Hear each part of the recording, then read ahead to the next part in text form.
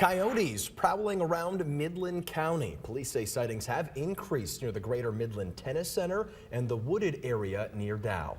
So what should you do if you encounter one? TV5's James Felton spoke to a wildlife expert to find out. James? The wildlife expert I talked to with the Michigan Department of Natural Resources says coyotes do not want to have confrontations with people.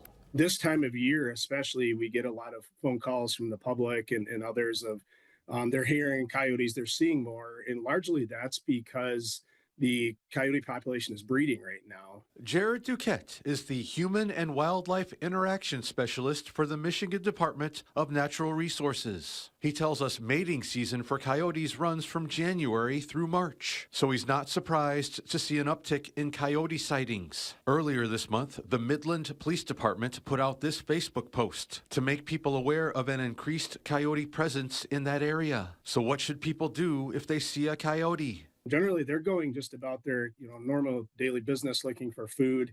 If you do feel any type of threatened or you don't want them around, generally you can scare them. You can clap, make lots of loud noise.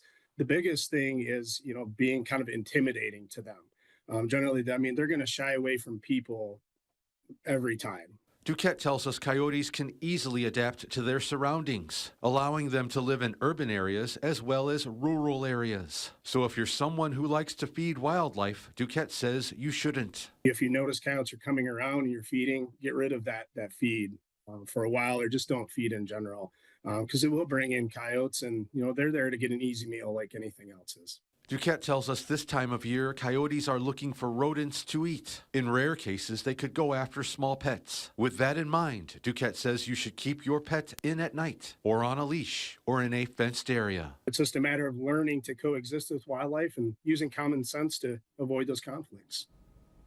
Midland police have told people there to call 911 only if a coyote is acting aggressive or strange. Back to you.